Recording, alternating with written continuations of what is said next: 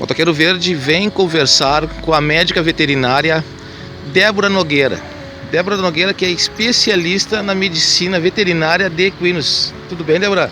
Tudo tranquilo. Tudo tranquilo? Me diz uma coisa, é isso mesmo? É isso mesmo. Fiz a graduação, né, na Universidade Federal de Pelotas e fiz uma especialização de 2 anos aí só em clínica e cirurgia de equinos. Como é que surgiu esse interesse pelos equinos, esse amor?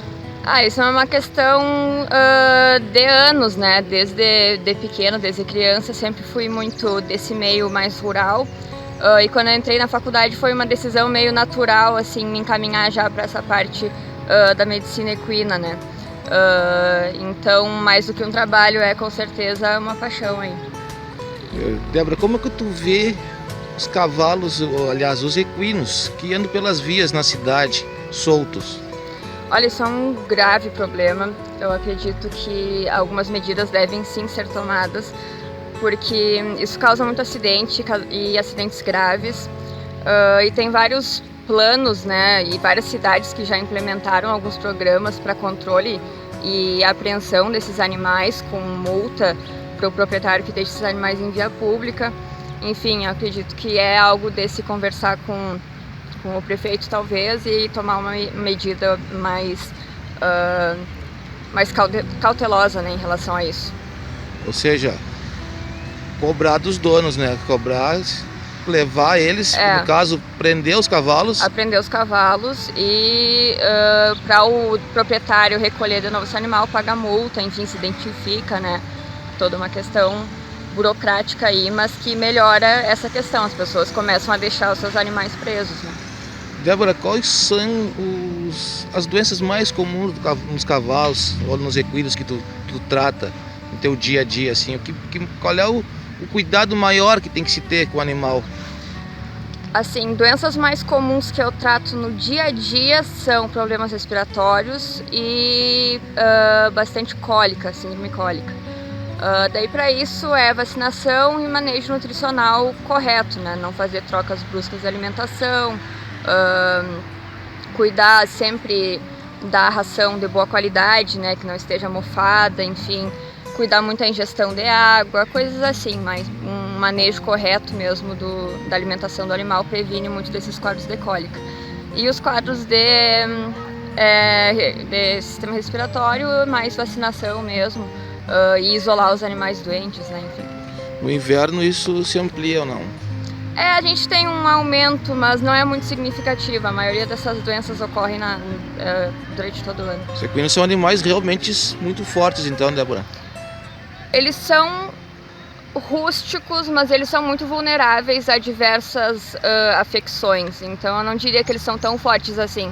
Eles são fortes de força, mas não de rusticidade em relação a doenças mesmo. Débora, o que tu acha do mormo? O mormo existe? É um perigo real? O mormo é um perigo real, sim. O mormo é uma zoonose, né, causada por uma bactéria. E o que é uma zoonose? É uma doença que passa, então, de animais para humanos, né? Hoje a gente tem uma forma de controle do mormo, que é a única, inclusive, que é o teste, né, o exame para mormo, que a gente coleta os animais e envia esse soro para laboratórios credenciados para fazer esse exame de triagem, né? E aí a gente tem o controle, então, se essa doença está ou não presente no estado ou no animal. O que tu acha? A gauchada, eu converso por aí com a gauchada em diversos lugares e os mesmos me perguntam se vai acabar o exame do mormo. O que tu acha disso? Não vai acabar, pelo menos esse ano não. O Ministério está estudando algumas estratégias, né, para retirar esse exame, mas com certeza ele não vai sair enquanto não houver um cuidado sanitário muito grande, né? Então a ideia que eu vi pelas informações que eu coletei, nesse ano ainda é coletar 5.000 animais de diferentes regiões do estado e ver, né, fazer o teste e determinar se existe ou não ainda a doença no estado e a partir daí pensar, né, em retirar o exame de mormo. Eu particularmente acredito que seria um retrocesso, né, porque como eu falei antes, é uma questão de saúde pública, já que o mormo ele atinge pessoas e esse é um risco real, né, que a gente tem, principalmente pessoas que têm contato direto com o cavalo. Então acredito que manter o exame hoje, mesmo que a gente não tenha casos no estado há mais de há 1 ano e pouco, é válido sim. A gente tem que usar essa informação ao nosso favor e não podemos baixar a guarda agora, principalmente quando estados vizinhos nossos ainda apresentam a doença, né? Então, com certeza esse ano o exame de mormo não vai cair, talvez daqui a alguns anos, quando algumas questões judiciais também lá de 2015 forem resolvidas pelo Ministério, mas eu acredito sim que ele é muito importante e deve ser realizado. Débora, a não existência de casos se deve à prevenção, então. Ao controle. Ao controle, né? Por isso que não se tem. O pessoal fala muito que o mormo é o carratilho, né? Ele é parecido com o garrotilho, porque ele tem os mesmos sinais respiratórios. Então ele tem secreção nasal, ele tem tosse, tem picos de febre, então ele pode ser facilmente confundido, né? E de 2015 para trás a gente não pensava muito em mormo, porque o mormo era uma doença restrita ali no Nordeste, na região Nordeste do país, ela não existia muito mais aqui, mais para o Sul. No entanto, lá em 2015, quando se descobriu vários focos de mormo, vários animais contaminados, abriu um leque aí para diagnóstico diferencial dessas doenças do sistema respiratório. Então, por isso que é muito parecido com o garrotilho, né, com a adenite equina, porque tem os mesmos sinais clínicos, então fica um pouco difícil da gente diferenciar. E hoje a gente pede exame de mormo, né, desses animais. Sempre que eu pego um animal com sintomatologia respiratória, eu pergunto, esse cavalo tem exame de mormo? Até para prevenção minha, né, não entrar em contato com as secreções, enfim. Então é uma questão também de saúde pública, né? É uma questão principalmente de saúde pública, eu diria, né? Porque evita também que pessoas se contaminem. É uma doença. Como é que é essa doença quando ela atinge assim os equinos? Ela é uma doença bem difícil de tratar? Ela não tem tratamento nos equinos. Não tem tratamento nos equinos? Não tem. O Ministério exige que esses animais sejam eutanasiados, né? Sim. A pessoa com mormo, ela, assim, vou tirar um exemplo de um trabalho que eu li. De 100 pessoas contaminadas com a bactéria que não receberam tratamento adequado nem no momento adequado, 90 delas morreram. E em outro grupo de 100 pessoas contaminadas com mormo que receberam o tratamento adequado, no tempo adequado, fizeram um diagnóstico adequado, 50 delas ainda morreram.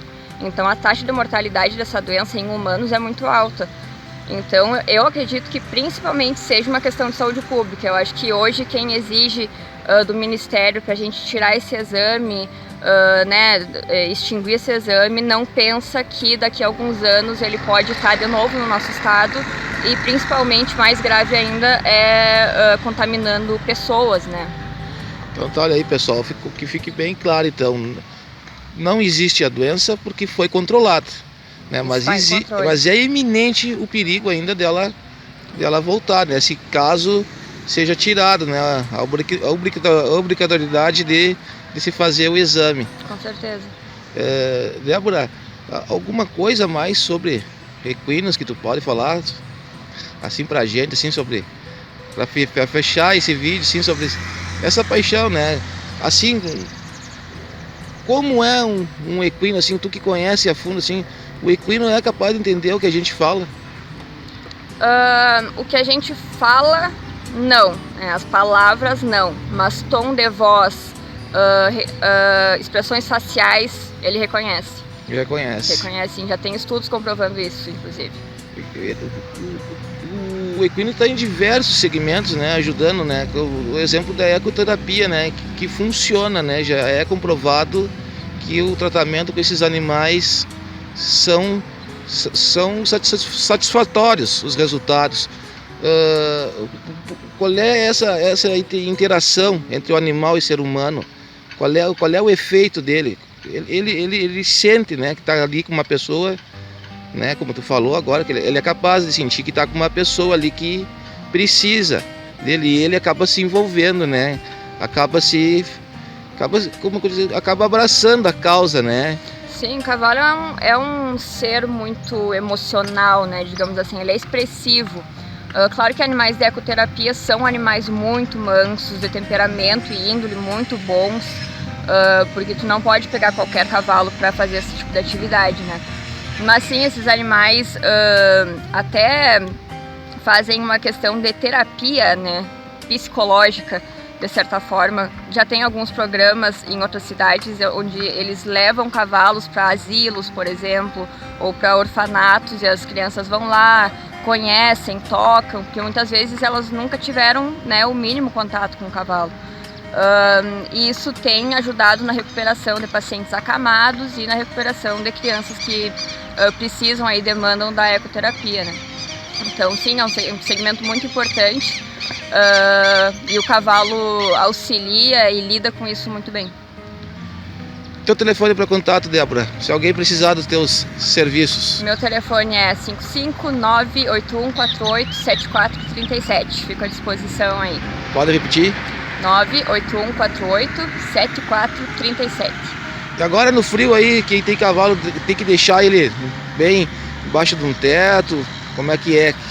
Seria interessante sim, mas o cavalo, nesse sentido, ele está preparado, né, para enfrentar o inverno rigoroso. Por isso que ele engrossa o pelo, enfim, justamente para se proteger do frio. Então, se o pessoal quiser guardar ele... Se quiser guardar para manter bonito para o 20 de setembro, aí é melhor colocar numa cocheira. Aí tá, então.